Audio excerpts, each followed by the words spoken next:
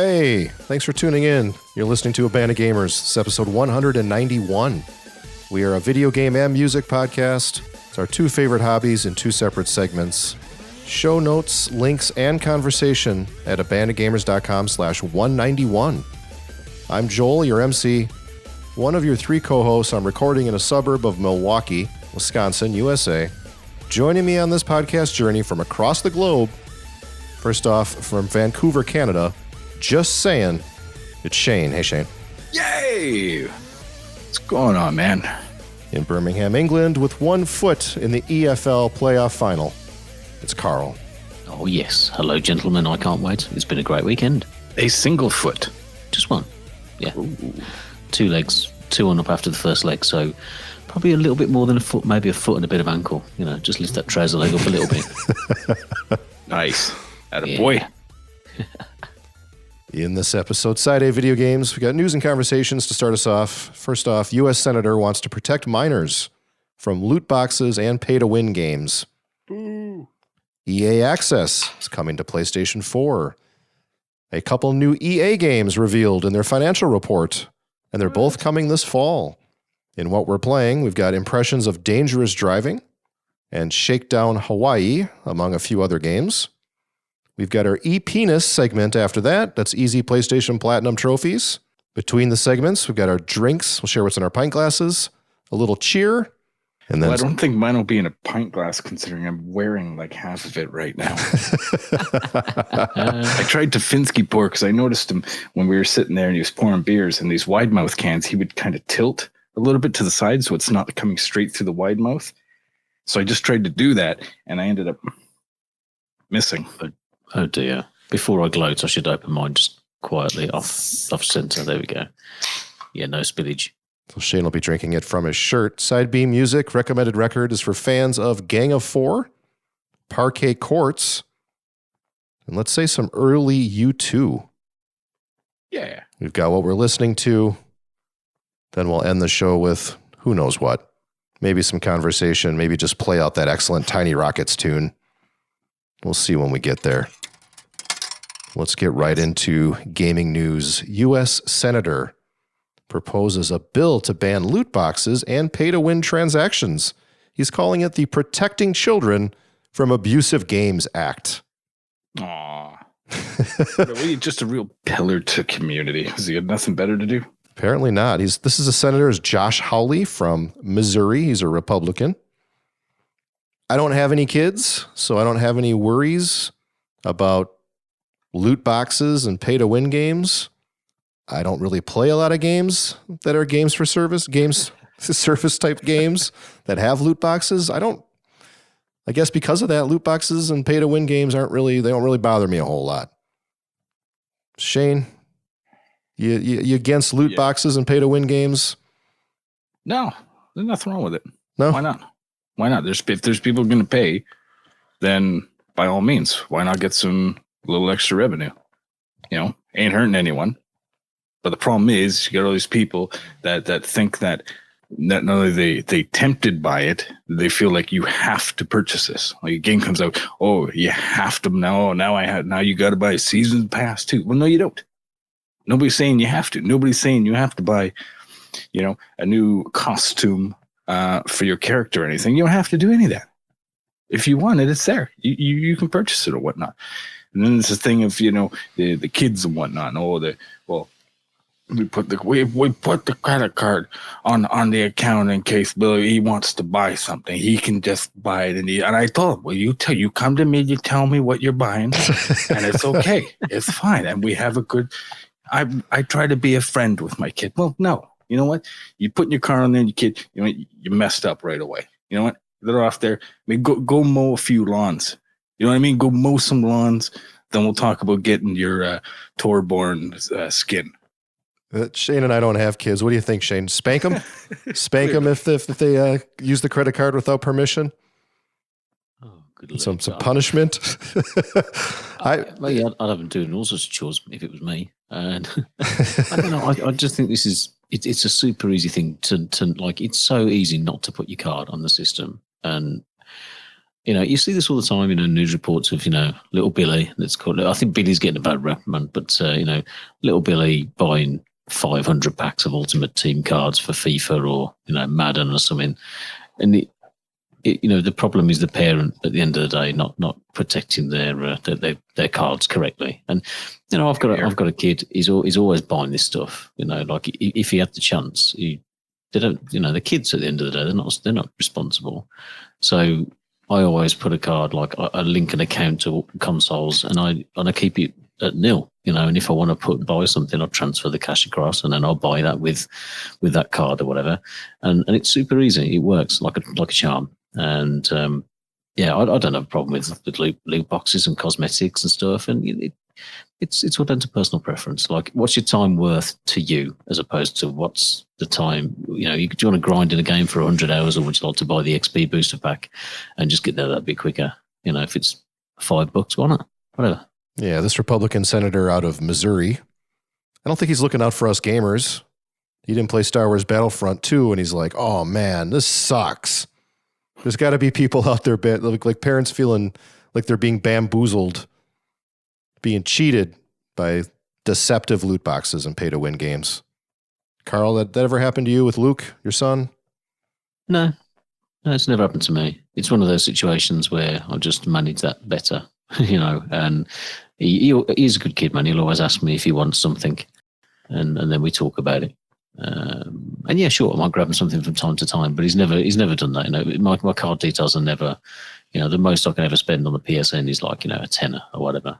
Nice. And it's got to be on my account because he's got a sub account anyway, so it's connected through me, which works fine, man. Yeah, so we don't have any of them worries. Any tips?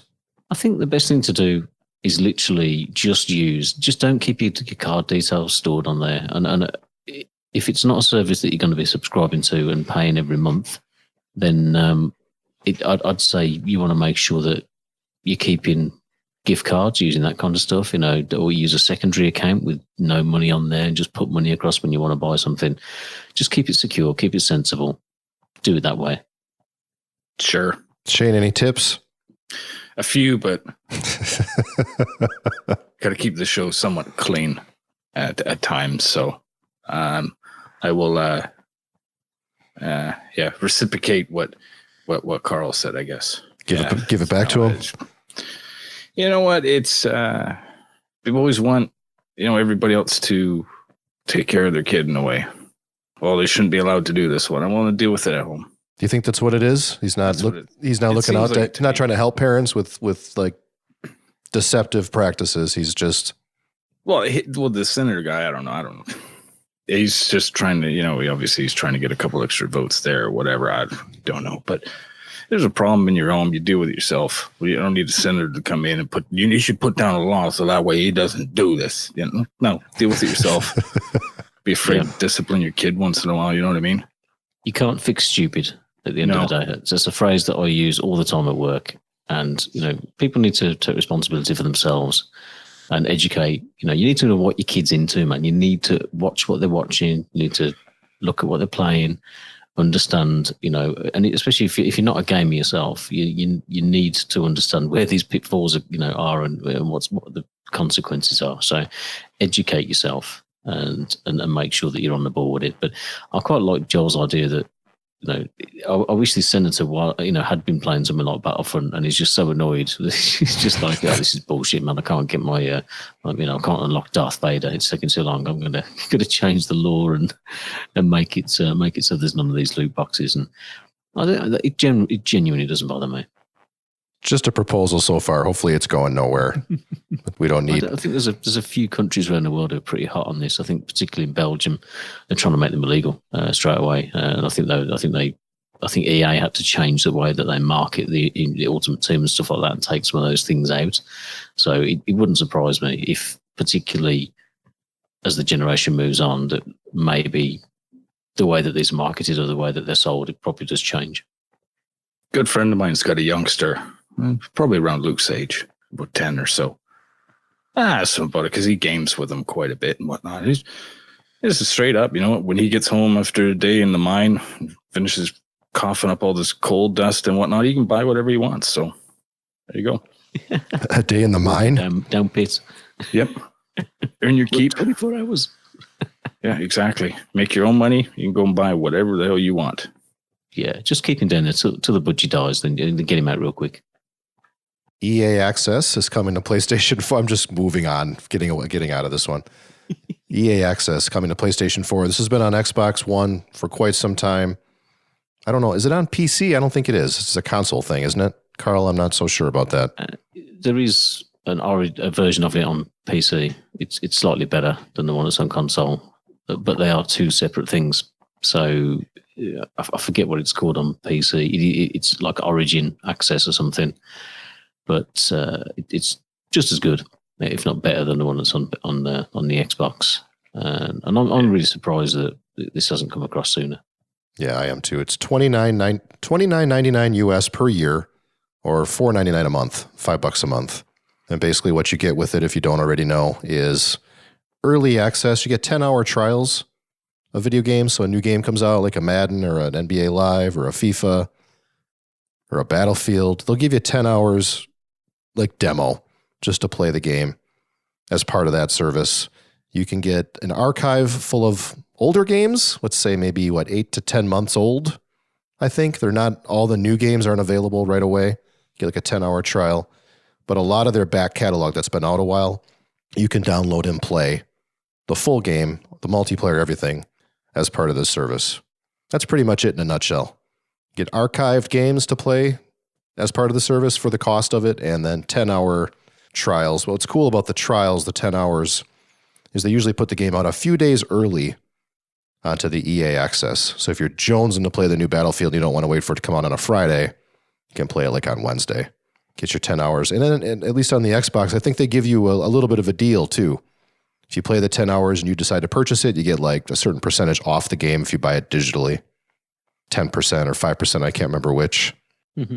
I had it on Xbox for a couple years, paid $30 a year for it, barely used it, decided not to renew. But it is a decent service. I think if you're looking at, especially the sports games, they can soon add up every year. And for me, I don't need to buy a new FIFA every year. I mean, I do. Me and Shane tend to pick it up and play.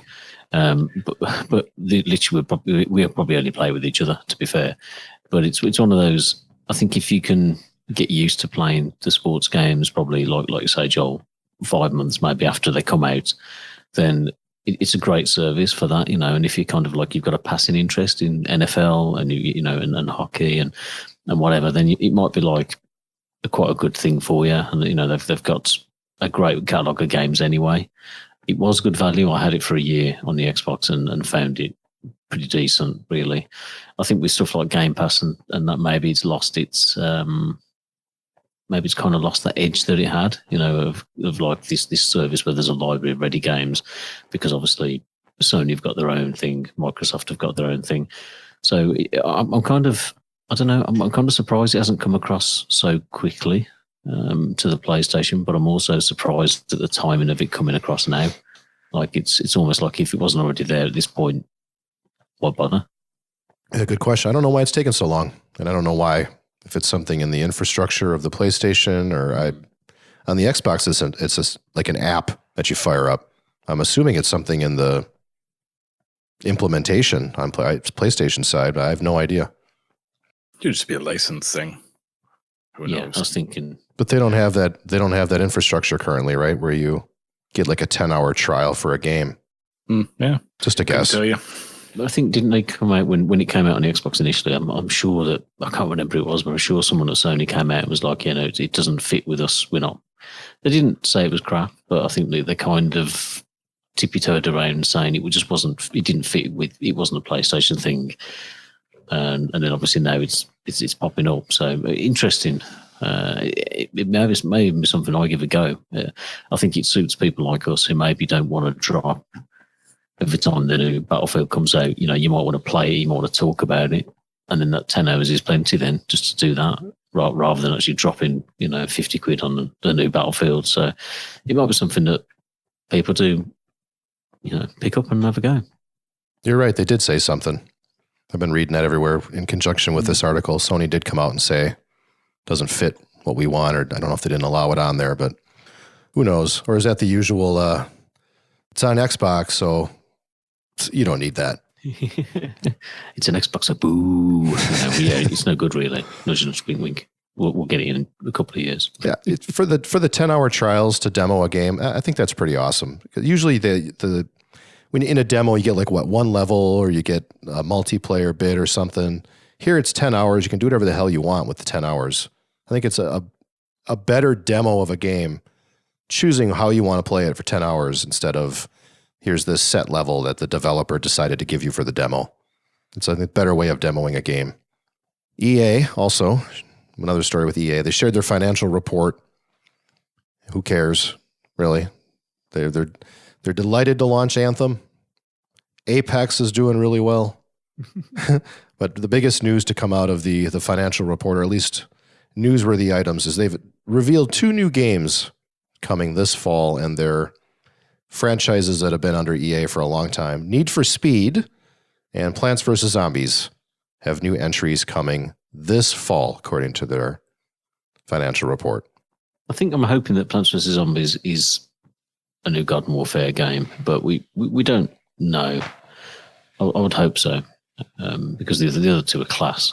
I had a lot of good fun, and if you haven't played them and you do get EA access, definitely worth grabbing. Probably number 2. It's so accessible, so much fun. I don't know. Thinking back to when I was saying this now about Anthem as well. That's something else. It's not a game I've picked up, and I played the beta, and I was like, But again, like I'd jump into that. Like, if it's free on EA access in a couple of months, I'd give it a go and play through that. I think there's a lot that if they've got to support that game, they've got to dig it out of the hole it's in, and try and recover something with it. But yeah, Apex has saved the bacon this year. I think that's come out of nowhere, and obviously it's killing it. Yeah, that was a big part of their financial report. They said something like, "We're delighted to launch Anthem, and Apex is doing phenomenally."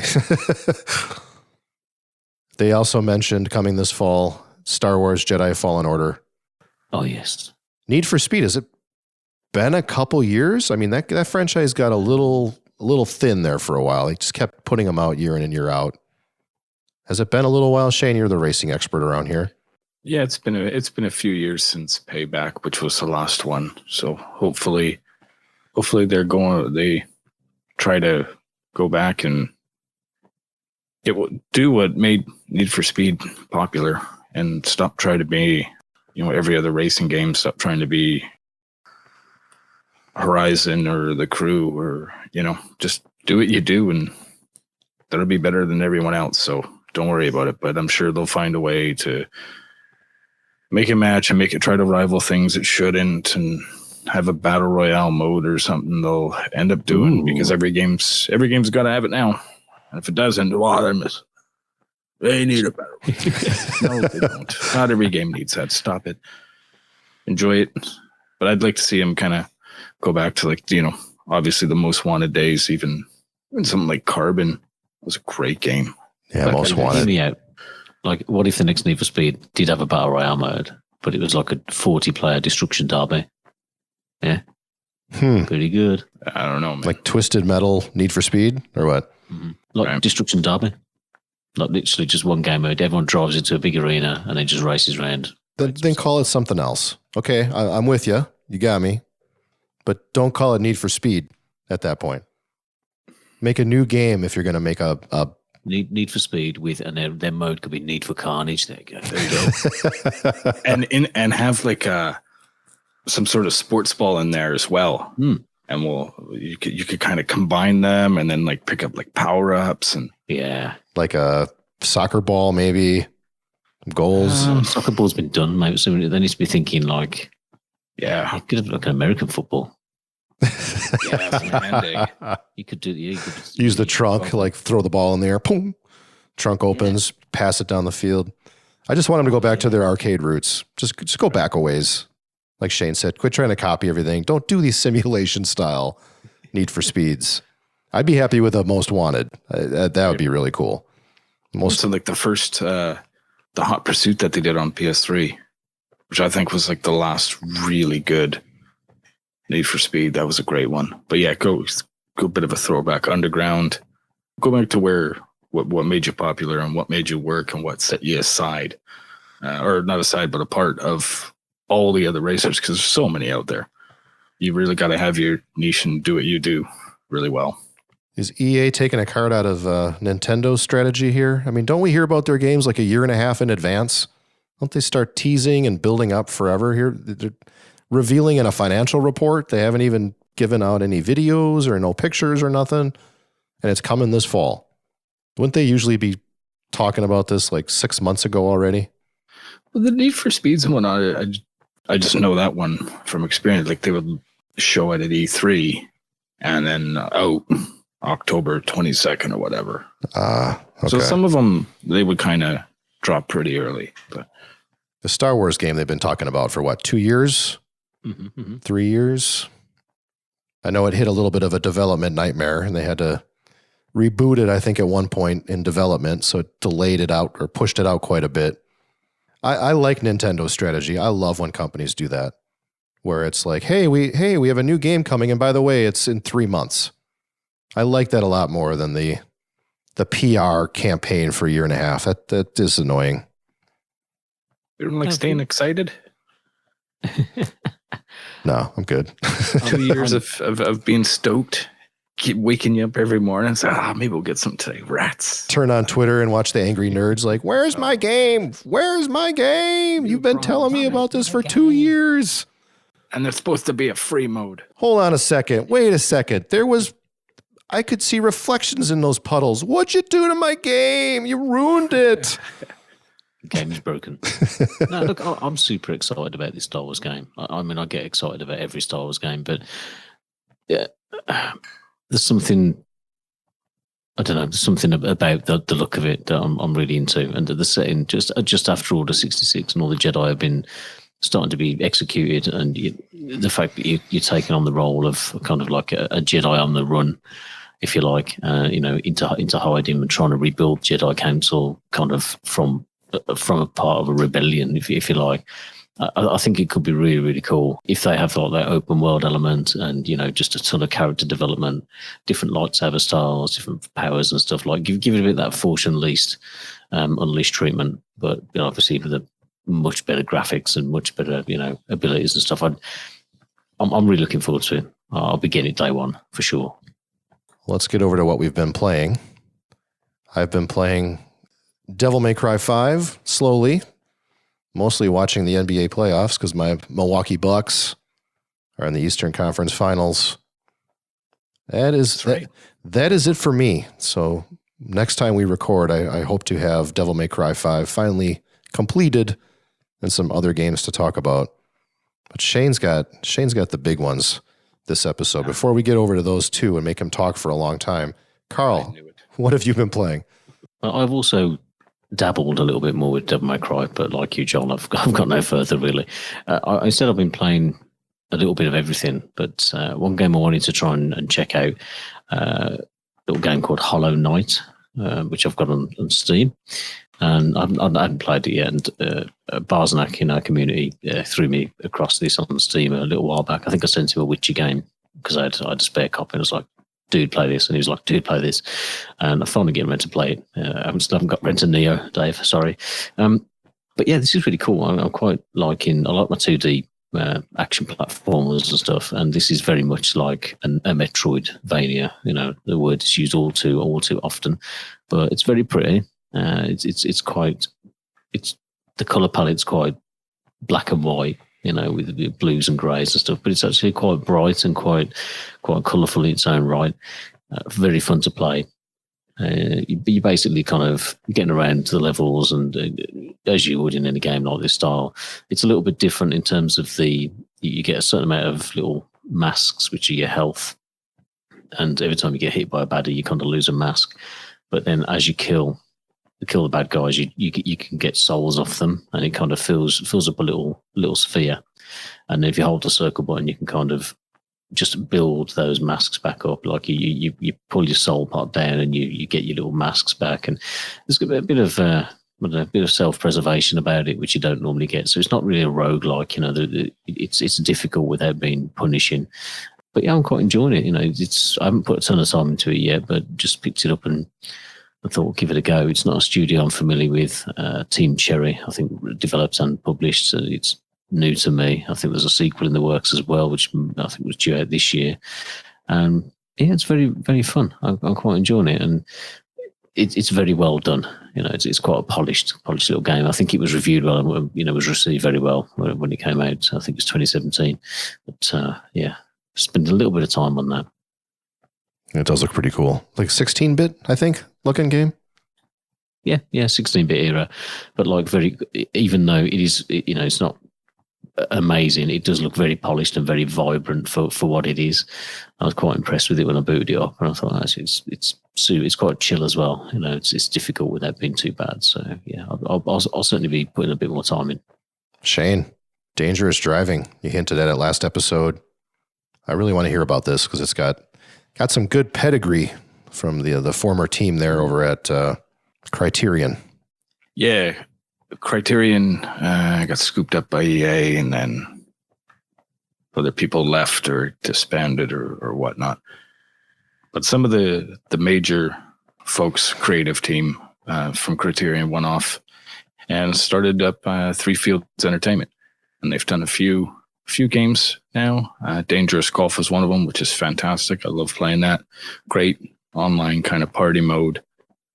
A few beers, do a couple courses and whatnot. Yeah, it's a lot of fun. Then they started getting into kind of racing and crashing and whatnot.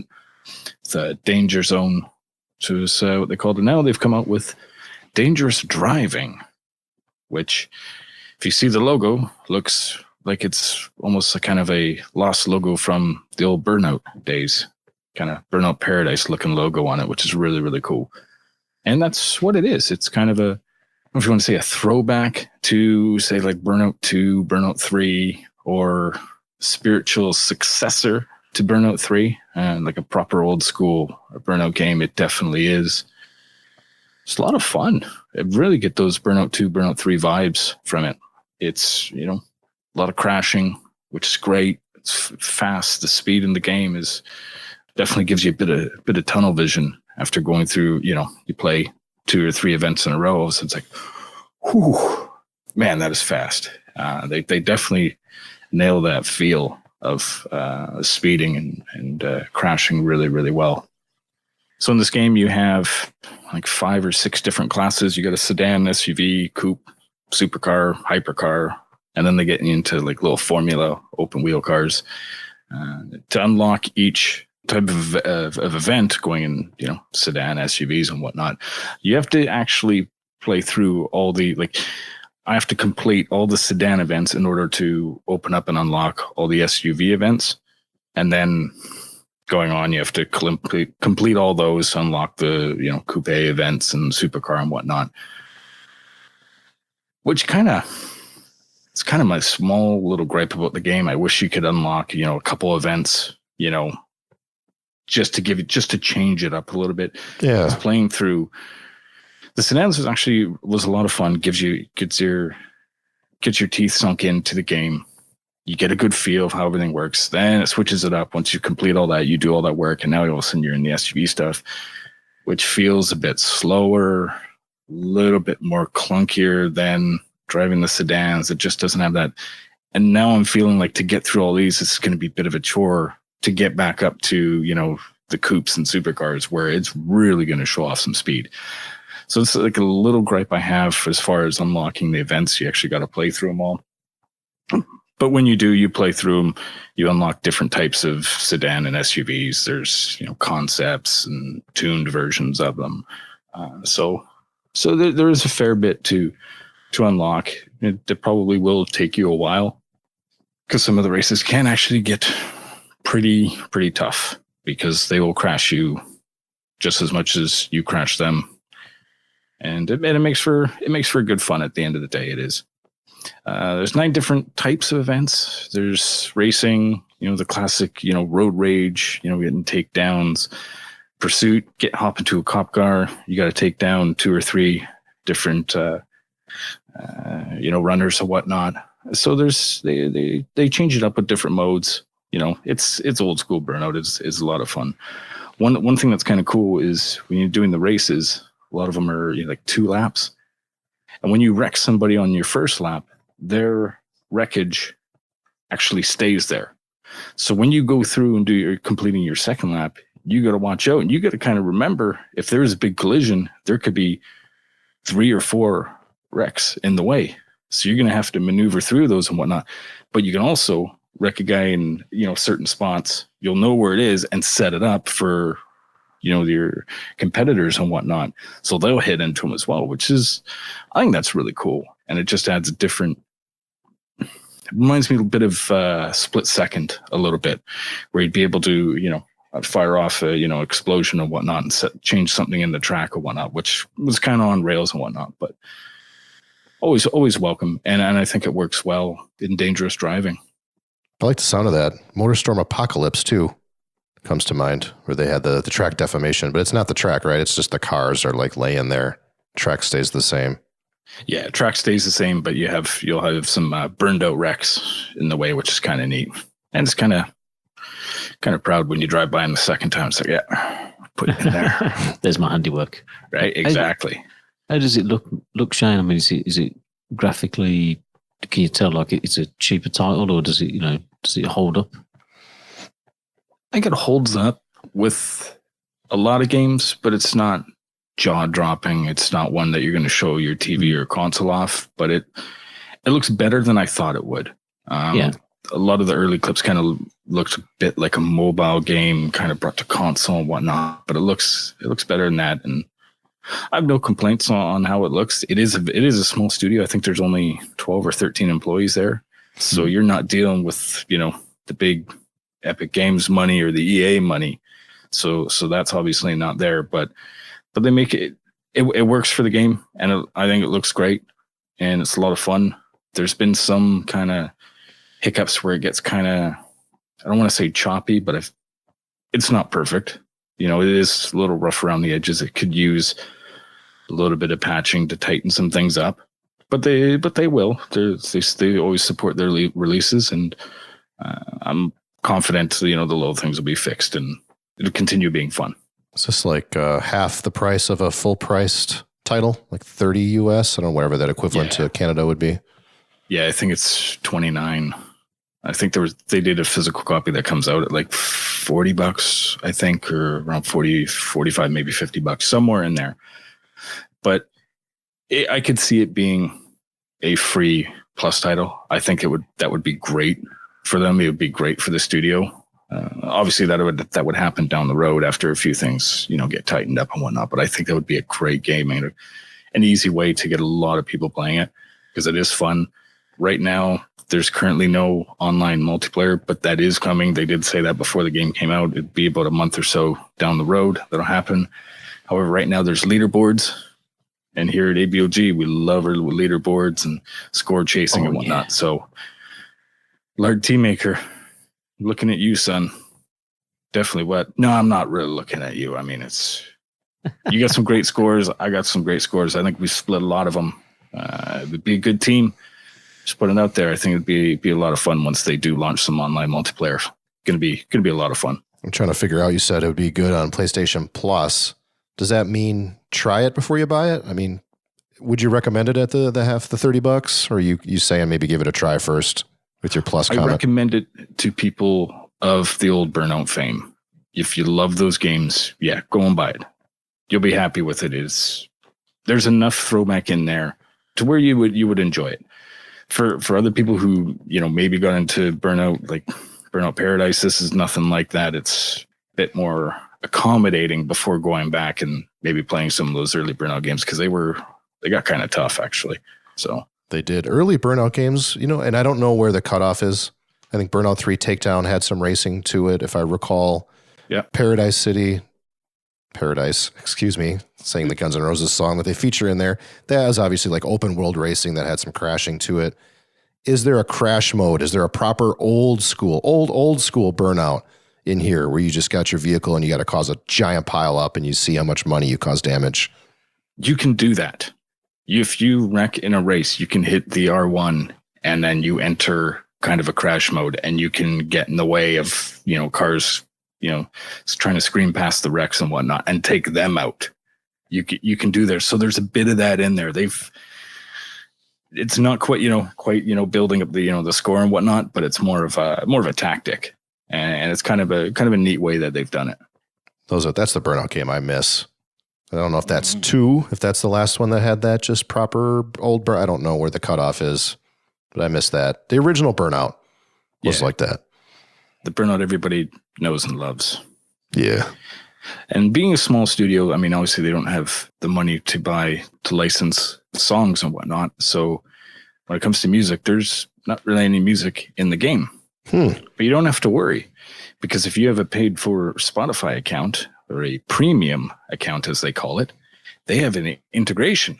So you can sync your Spotify account in-game and run your playlists right there in the game. It plays in the game. I don't have a Spotify account personally. That's not my thing. But I've heard from people that do have it and have integrated it. It works really well. That's sweet. Just a button on the D-pad, set up your right to your playlist, whatnot, next tunes or whatnot. It's supposed to work really, really well. So that is there, and that is pretty badass. Yeah, we put together a driving playlist a long time ago. That's still on our Spotify. Throw that in there. There you go. If you got the game, you got your Spotify, please do, man. Let us know how much you enjoy it. See, next on your list here is Shakedown Hawaii, which when I first heard of this and took a couple looks at the screens, I thought, is this Hotline Miami people? But then I realized it's the V-Blank Studios out of Vancouver. They did Rampage, right? Retro City Rampage, excuse me. Yeah, Retro City Rampage they did, yeah. So tell us about Shakedown Hawaii. I love the look of it from the screens I've seen and the videos I've watched. It's fantastic. If I could sum it up, it is a lot of fun. I enjoyed Retro City Rampage. The team at V-Blank Studios, I believe, is extremely small. It's like one dude and maybe some other, work kind of gets subbed in, contracted to, help them out to do and whatnot to, improve graphics or audio and whatnot. But I know it's a very, very small team here. And it builds on, what he started with Retro City Rampage. And boy, is it a huge, huge step up. Joel mentioned visually, you look at it, it's 16-bit. It's gorgeous. It takes place in Hawaii, or, an island related to Hawaii. It has that feel, so it's very, very colorful. It's old school GTA, top down, lots of vehicles, lots of weapons, and it's 16-bit. And it's 16-bit with a destructible environment. Ooh. So you just bust through, walls and take down trees, and it's so cool to see in 16-bit. It's that charm works extremely well with this game. It's so much fun. Basically, you play as a out of touch CEO whose company's stock is just plummeted, and they kind of wake him up off the beach and bring him back like, hey, we're basically out of money, and you as this CEO is trying to build back his company's worth and investments, and you start out buying properties and businesses to try to make your get that equity back and build your wealth back up. And part way to do that is by sabotaging and shaking down some competitors, and of course, yeah, like same day delivery vans. It was a neat little mission where you got to go and make these vans disappear, we'll say. And it's a lot of fun. You do those. If you do one a day, it really, really helps make you some extra money. A lot of those people start buying elsewhere since their packages aren't showing up. So really, really cool. A lot of great humor like that. Some funny stuff. The guy has a son who's video gaming and streaming and whatnot, one of those kids. And just kind of neat seeing this guy's what does streaming, talking about VHS tapes, and it's just clever little stuff that anybody can kind of understand and relate and see the humor in it. And the game does have some great humor to go along with it. Lots of blood too. Colorful that way from the screens I've seen. Yeah, definitely. You can definitely make them bleed out and have a lot of fun. But yeah, looks fantastic. It's also cross-buy on PlayStation. So you buy the PS4 version or the Vita version, you get them both. I noticed in the trophies, it actually says PS4, Vita, and PS3. So I don't know if it's cross-buy and you can also get on the PS3 as well. That's weird. That's your flavor. And I can't log into my PS3 because I have the two-step verification. And in order to log in on PS3 with that, it's a giant pain in the butt. So I don't bother with that anymore. But it was kind of neat to see on there. It's also on the Switch.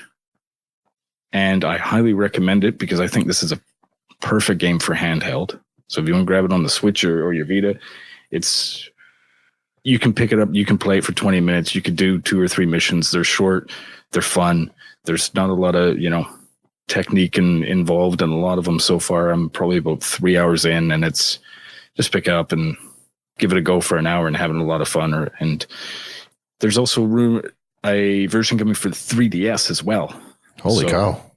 Yeah, it's pretty cool, man. He's keeping his games and putting them out on, bygone handhelds, we can say now with the Vita in there. So it's kind of the last one of the last great games for the Vita, it seems like. Because there's not too much coming out. And he also does physical versions as well. So if you want to, definitely check out the website for V Blank Studios. He's always got something coming up for sale. I was able to nab a Vita copy, which is really, really cool. I'm starting to really collect Vita games now. Probably a good time to start doing that. But yeah, before they're gone. Exactly. So I think it's got a Switch version that'll be coming up physically for sale as well. So keep an eye on that. But yeah, highly, highly recommend. I think it's, let's see, up here in Canadi's, I think it's like $26 or so. So what's that, like $20 US, in and around there, 20, maybe $23. Some of that right in the pocket. So you can't go wrong. Great. Lots of fun, colorful. You'll enjoy it. It plays amazingly well. Can't really find any gripes about it. I think it's just a solid effort, and they do great work over there. So support small studios, and especially when they put out great games like this. You sold me on it. That sounds like a lot of fun. Do it. Do it on the Switch, man. Same. Throw it in the giant backlog list. Right. Games I want to play and probably never get to. But I'll have to make some time for this. It does seem like a good Switch game, maybe while I'm watching my Bucks or something. Have it on in the background, commercial breaks. All right, it's everyone's favorite segment, the e-penis segment. Yay. Grow that PlayStation number if that's your thing. Carl, you got a couple on your list here. Looks like one a repeat from last episode. Yeah, Super Weekend Mode. This is the one that I did on PS4 last time round. Shane had done it on PS4 and the Vita, and I didn't really. It wasn't hard, but I think I run into a couple of issues with it on the PS4. Mainly user issues, and that level, that third level was more difficult than I thought it would be. So I put it on the Vita, and the Vita's just random misses. So I'll go around down and I'll play that and stuff. And I was like, I'll have a little play. I'll see how far I get and stuff. And then it just nailed it straight through. And I thought, okay, maybe it's a little bit easier. I'm not quite sure, but it seemed, I don't know, just the triggers maybe a little bit more responsive and just seemed more comfortable. So yeah, I think I did it in 5 minutes. And nice. 5 minutes. That isn't a bad little game. I quite enjoyed what I played of it. I don't know if I'd go through it and play all the way through, but I did find you only need to play the first 3 levels, and I did find myself playing sort of, the 4th level, the 5th level. I was like, actually, I probably should stop now. There's no need to play these levels. But that's a sign that the game isn't actually that bad, Right. And then the second one, I downloaded a ton of Rattlelacker's games, because they're all easy plats or accessible platinum trophies. And the second game is called Daggerhood, and this is very much like if you played Celeste, it's a little bit kind of similar in the way that it's like, start at beginning of one level, you've got to get through to the end of the level, walk out the door, finish it. It's pretty straightforward, but you throw a dagger in front of you and you press the button again, and it teleports you to where the dagger is. So it's something that we've seen before. It's not like, it ain't reinventing the wheel, but you basically only have to do 12 of the levels or something like that. Might even be 10. There are gems to collect in there. You get all 5 treasures. You need to do that in 10 levels. And then there's a fairy in each level, and you have to, which only stays spawned for a limited amount of time. And you have to get that in 10 levels. So it's decent enough. It's a fun little game.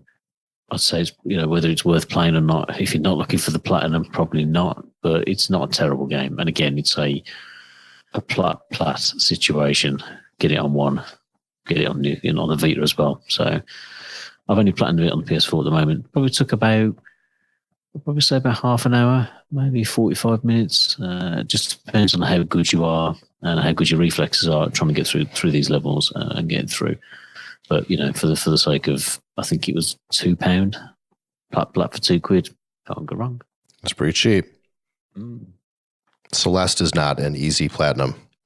No, it is not, and it's nowhere near as polished as Celeste. Like Celeste, the soundtrack, the graphic design stuff is a lot better, but it just gives you a little flavour of what it is.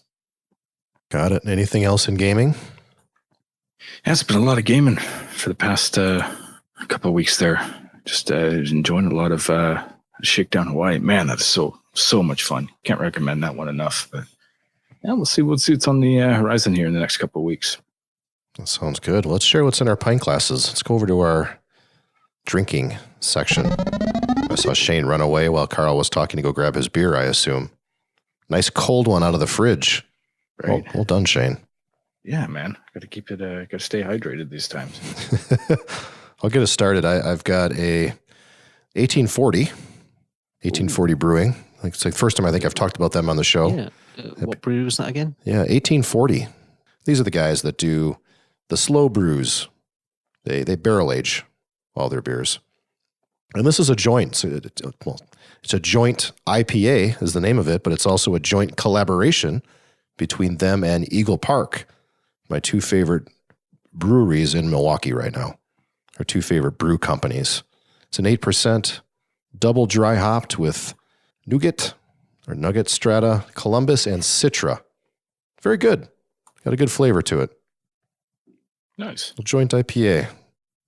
Pre-ordered it, got a couple before they were gone. Can't come better. There's no higher pedigree right now in Milwaukee than Eagle Park and 1840. Pretty darn good. Going through them. I only got 2 bottles left after this one, but I got a full one here that will raise our glasses here in a moment and do our cheers. Nice. And if it's half as good as the 1840s I've had, it's a pretty deadly beer. It's pretty good. Oh yeah. I have gone with, this was kind of a new one that I don't think Parallels even announced yet or whatnot, or maybe they forgot to. But Friday night, went and saw our Vancouver Whitecaps play down a beautiful BC Place Stadium. It's a very, very hot day. Perfect day for a football match. The roof was open. And on the way home, I said to my buddy, like, hey, mind if we stop at Parallel and pick up they got a new Brews Brothers pack that they're doing. It's a little mixer collab pack, 8 tall boys. So I want to grab one of those early because they tend to sell out pretty good. And I noticed this one peeking in the fridge. It is a double IPA. It is it's a middleweight, weighs in at 8%. And this is their Cobra clutch. They call it, not the camel clutch, unfortunately, but a Cobra clutch. Some more fantastic artwork done by Combination 13. And it's pretty good. They don't really say like what this one's made with or anything on there. There's usually like a little write-up on these, but maybe this, initial run, they didn't do them. Maybe that's why they haven't announced it or whatnot, but it's a new one. Test drove one the other night. It is very good, very kind of hazy, but apple juicy or orange juicy, not apple juice with the L. Yeah, it's kind of have like an orange juice color. Very light, light colored. Yeah, definitely like the grapefruit tension. Like if you added double IPA, you got a pretty good idea what they taste like. Well, mine's a little darker for a double. Well, you are a bit older. Yeah, there you go. It's tan too, because we actually have sun here in Milwaukee, Shane. Really? Yeah. Just in the morning. It snowed in the morning, sunny in the afternoon. All right, touche. Don't worry, it rains here most of the time anyway. But yeah, so yeah, nice little beer, 8%. Feeling a little bit off this butte, but it's a nice beer. There you go. What you got, Carl? Probably a newer one for me. I don't think I've talked about Thornbridge before. It's a brewery in Birmingham, or Derbyshire to be exact. They do a kind of a legendary Jaipur IPA, which is, I think the brewery was probably formed in around about mid 2000s, and it was kind of one of the first beers, that was coming through for kind of a bit more of a craft market back then, and they do some really, really good stuff. And today I am drinking one of their special kind of limited brews, and it's an Imperial IPA with grapefruit in it, a ton of grapefruit actually. It's pink grapefruit Halcyon is the name. 7.4%. It's a bit of a different, almost kind of, it's not flat, but it's very kind of, you see there, it's a very pale colour. Yeah, you can see through that one. Very pale, and it literally has a head that disappears in like 5 seconds. There's nothing foamy about it. There's literally no sentiment in there. It kind of looks, again, it looks like a bit like a cider or a perry or something, but it tastes like a full of punch beer. The grapefruit gives it a real nice sweet and bit of finish, and yeah, it's pretty good, man. They do some really good IPAs anyway, and when they have like an Imperial like this, and they just add a little bit of extra zing to it, it's a great beer if you've had 4 or 5 and you're flagging a little bit. Just want that bit of sweetness just to kick your palate back in.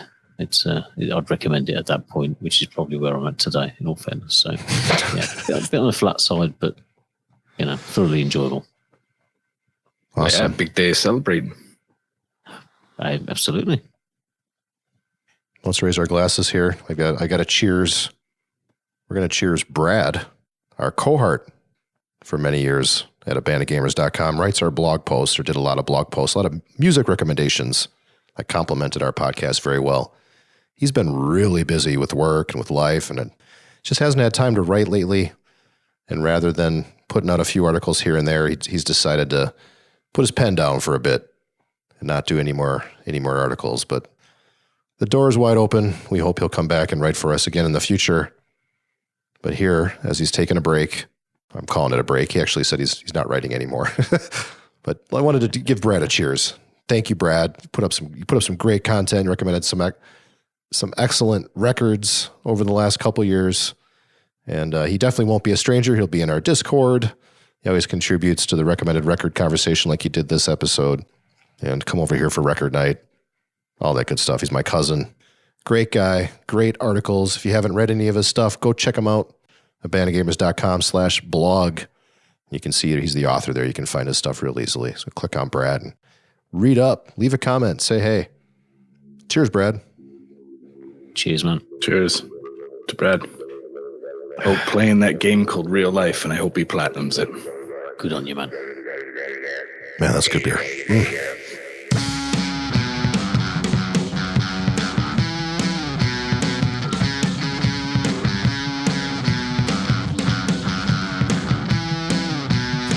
Welcome to Side B, music.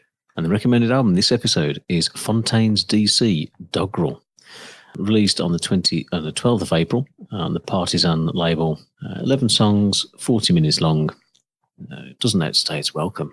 Nice length. The label is a rock band from Dublin in Ireland, but they are more indie, more punk. They've kind of come out of nowhere for me personally. I've recommended this album, but a good friend of mine and listened to the show had kind of put it in front of me and was like, "Dude, you need to give this a listen." And I did, and I was very, very impressed by it. I'm anxious to hear what Joe and Shane want to, what they think about this one. It's new to both of those. But before we hear their thoughts, we'll share some thoughts from the community. So from our Discord server at abandonedgamers.com/Discord. And here's what I've got to say. So T. Paulin, our good friend Tim, I like this album. Tracks 8, 9, and 10 are my favourites. It gets a score of 4 out of 5 IPAs from Tim. I love that. Right. It's great. This review is actually from Chris, who sent the album in to me. Chris Jones, 1981. The perfect album, post-punk rock Irish genius. A short review. This album immediately smashes you in the face with its pure energy and enthusiasm. The heavy rush of drums and heavy bass on the opening track, big kick in, before you're introduced to the fresh and distinctive vocal of Green Chatton. His authentic accent and lyricism is exciting, sounds more mature than his age would suggest. Comparisons can be drawn from the likes of The Fall, The Lars, The Cure, Joy Division. The truth is, this band have their own unique sound that's fresh, innovative, and diverse.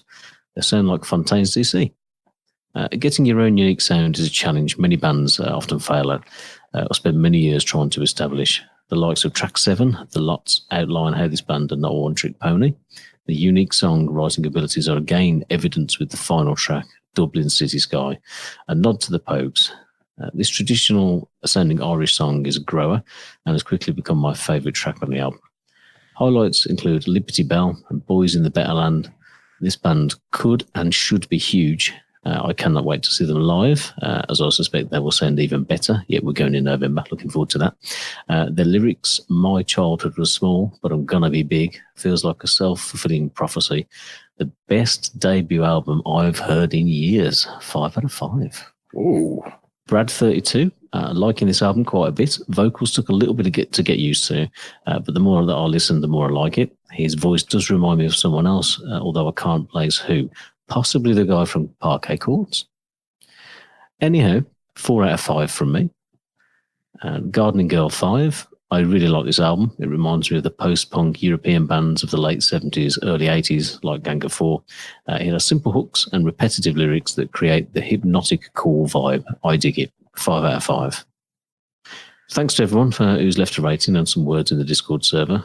Join us there if you want to contribute your thoughts on the next album or one that that's going to land in the future.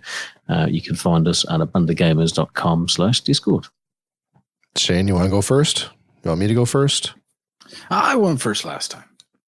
Okay, I'll go first. I love this record. It's very good. It's probably one of my favorite recommendations in all the years of doing this from you guys. Not that you haven't brought excellent records. I mean, you have. We've had some excellent, awesome recommendations. This is way up the list. It's a great album.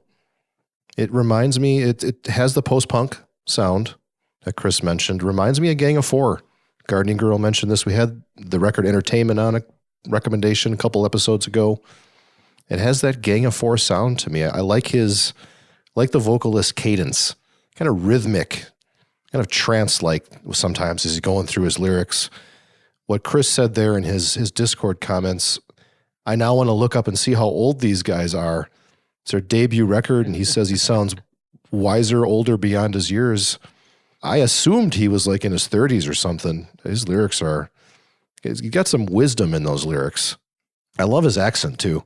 This is like when Carl comes to the U.S., and we're hanging out at a bar, and he starts talking, and all of a sudden some lady looks over like, ooh, hey, English accent. Ooh, this guy kind of does that for me as far as a vocalist. I love this thick Irish accent.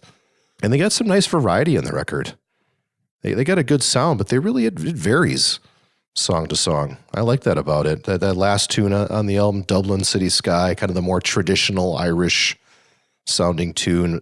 My other two favorite songs, Too Real, which I think is track 3, and Liberty Bell. It grabbed me right away, but the more I listen to it, the more I appreciate it. I'd go 5 out of 5 on this one. Very good album. I actually bought it. I ordered it from whatever website they're selling the record on. Just pretty cheap, $15, I think, and shipping wasn't bad. So I'm waiting for it to show up at my doorstep so I can have the wax to throw on the turntable.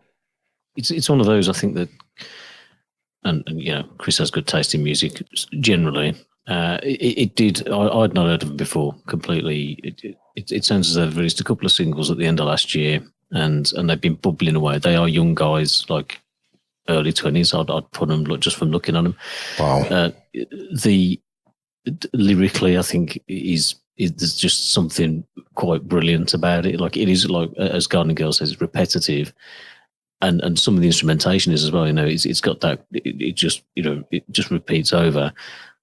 but it just it just sticks in your head straight away. And something about the accent, along with those lyrics, and some of them are quite deep, and about, although it's kind of talking about wanting to, not necessarily, there's a little bit of appreciation about Dublin in there, but there's also stuff about, people selling out and people, trying to make the best out of things, and people, there's a lot of stuff that kind of goes above and beyond the years that they are, but it's so well done. It's poetic, and there's a lot of stuff in there that I think is, really, really easy on the ear if you can get past the initial accent and the initial kind of spoken word, really, rather than singing. But I don't think it detracts from it at all. I do think it's got a great musical edge to it, like the third track in, whose name escapes me now, Too Real. And that you've got the instrumentation on that, the music to that really reminded me of Pearl Jam, State of Love and Trust. It's kind of got like that like little guitar riff going and stuff, and I'm like, man, that's super, super good. And then his lyricism just kind of flows over the top. It's real good. Yeah, there's a tune towards the end, I forget which, it had a little bit of a Ramones sound to it. There's a couple tunes with the drums actually remind me of Ringo Starr a little bit, where he kind of pulls back and kind of just trips over the toms, hits the snare, hits the cymbal kind of lightly. Also, there's a hint of, and I hope I'm not overgeneralizing here. I don't want to just because they're Irish, compare them to old U2, but there's little hints of old U2 in this record for me. You can definitely hear a bit of boy's influence in there, especially with just with some of the grooves. But it's fantastic. Dare I say, your new favorite band?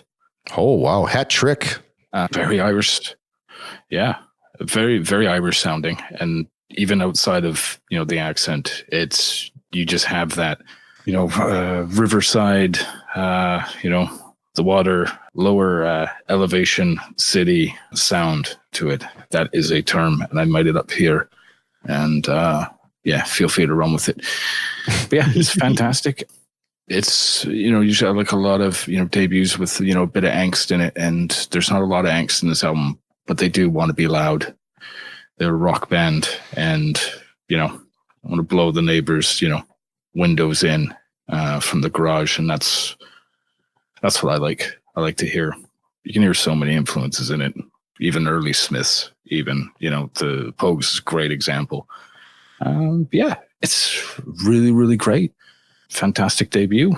They should be well proud of this. And I know they're touring throughout the US. I think they hit Vancouver in September. So we'll see if things work out. I'd love to see them. Mm-hmm. You've knocked it out of the park on this one, Carl. This was a fantastic one. I'm really, really enjoying this, and I'll be enjoying this for some time.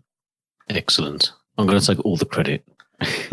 and you should, because we get a lot of albums recommended to us, and when they're this good, they're even better, really, because it's good stuff, man. I'll have to give him some credit because he's got my ticket to see him in November, so I have to give him some props. But yeah, there's something about the confidence in him as well, like in the singer. There's talking about my life is small, but I'm going to be big. Like there's kind of almost an aggression, but it's not aggression. Like it's just confidence, and it's not douchebaggery. Like there's maybe a little bit of a calmer version of Liam Gallagher in there somewhere. I don't know, but yeah, I was really, really impressed. And we love the accent. It's great. Yeah, for sure. Should we share what we've been listening to, and then we'll decide after that the recommended album for next episode? Does that sound good? Sure. I'll get started here. Frank Carter and the Rattlesnakes, End of Suffering. Nice. Brand new record just came out. We recommended, or Carl did, but ABOG recommended Modern Ruin back on episode 141. So 50 episodes ago. We talked about Modern Ruin, and I heard this one was out. I heard some people talking about it. It was getting some buzz on the internet. I listened to it. It's even better than that Modern Ruin record. It's really, really good. I think best opening track I've heard on a record in a long time. Just grabs you right away. And quite a bit of diversity, too, on there. Kind of, they have a little bit more piano and some kind of more chill-out stuff. Reminds me of times of a little bit of like old Arctic Monkeys in there, but crossed with like a more modern rock sound. A little bit more of a heavier rock sound. But his vocals And the fact that they have these pop sensibilities. Frank Carter seems to be really interested in a hook, a verse, a chorus. That does harken, at least for me, back to, and maybe I don't have a lot of frame of reference. These guys can help me here with some Brit pop and some Brit rock, but a little bit of Arctic Monkeys in there. Really enjoying the record. Yeah, I'm listening to this one as well, Joel. It definitely has got that Brit pop feel to it, but then you've got that rockier edge and that bit of grunt in there as well. So, ton of melodies that, like you said, that opening track, the first two tracks, the Lizards, whatever that second tune's called, man, that's great as well. And I don't know whether it's a bit of, a bit of an inside shot that Trump or somebody, but like it's lyrically quite funny. It's got a lot of punch. I'm really digging it. They're complete independent musicians. They don't have a major label behind them. They're self-publishing everything, which I give them a lot of credit. That's awesome. Another record I've been listening to a lot, Mystery Lights have a new release. It's called Too Much Tension. This is on Daptone Records. Kind of more of the same. Reminds me of the Mystery Lights record that we recommended a bunch of episodes ago. Jesus, probably 40, 50 episodes ago now, maybe longer. But more of that 60s garage rock sound that they do oh so well. Is that album out now? Yep. Came out on Friday. So I just saw that there was like the single or whatnot. And I listened to like a quick clip of that, and I meant to look up when the album was coming out. So I know it was rather soon. But now that it's out, I'm going to have to pick that up because I really, really like that first record. Yeah, I think you'll like this one too. It's kind of like that record part 2. Cool.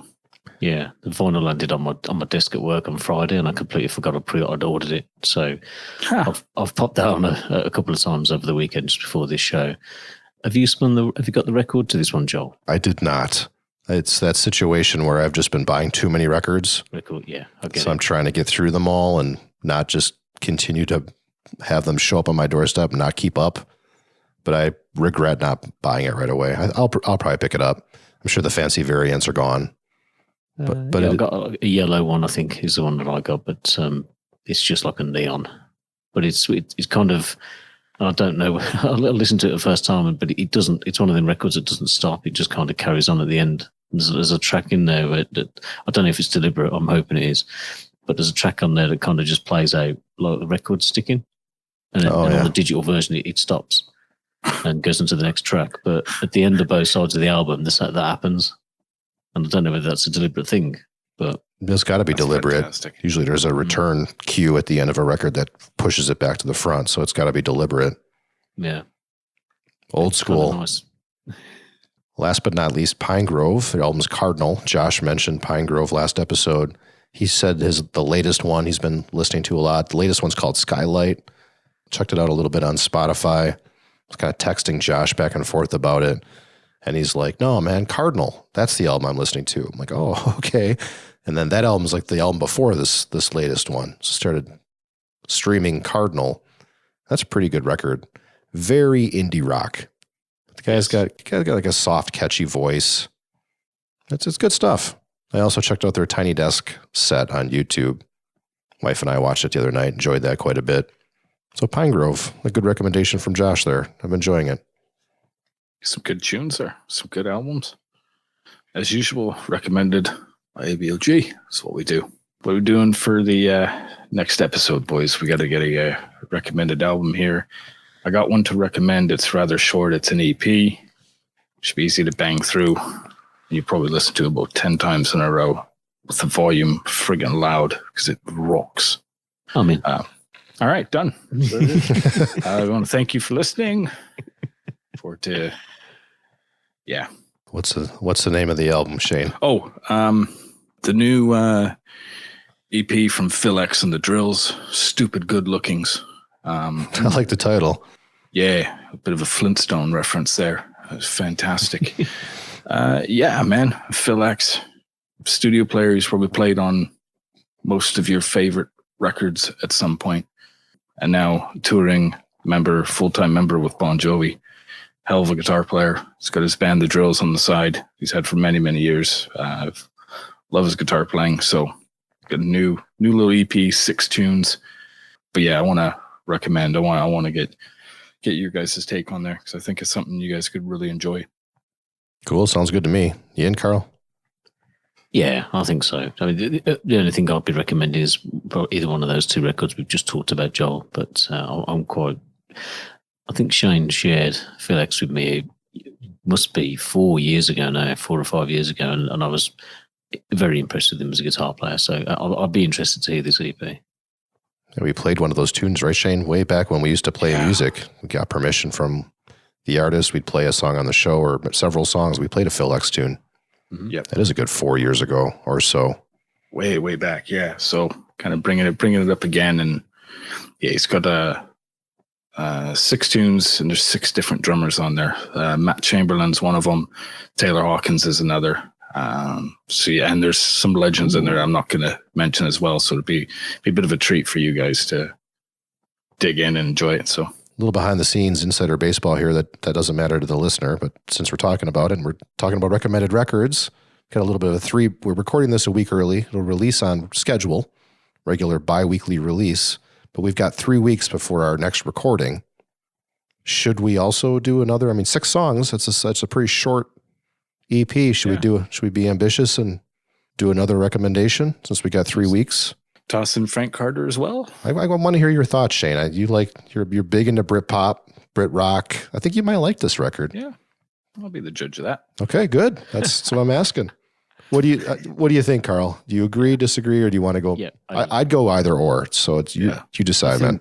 The two of those that's grabbed me the most is definitely that Frank Carter record. So I'll be damn it. So let's do two. We'll do an ABOG double shot. There you go. 2 recommendations. So second off, we'll go in reverse order. We got Frank Carter and the Rattlesnakes with End of Suffering. And what's the name of that Phil X record? Stupid Good Lookings. Stupid Good Lookings. How did I forget that already? Right? I'll tell you why. Just double dry hopped joint IPA right here.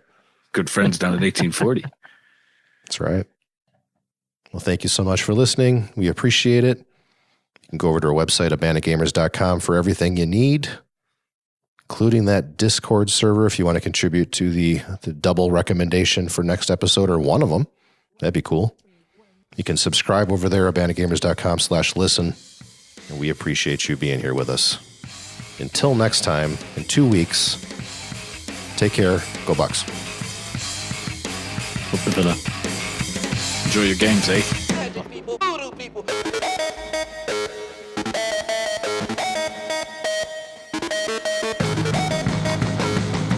At times reminds me of like older, forget the name of the band. Holy shit. Probably have to edit that out. Thinking. No, hold on. No, I'll figure it out for you. It's your record of the year last year. There's a bit of Arctic Monkeys in there for sure for me. Yeah, let me try that again.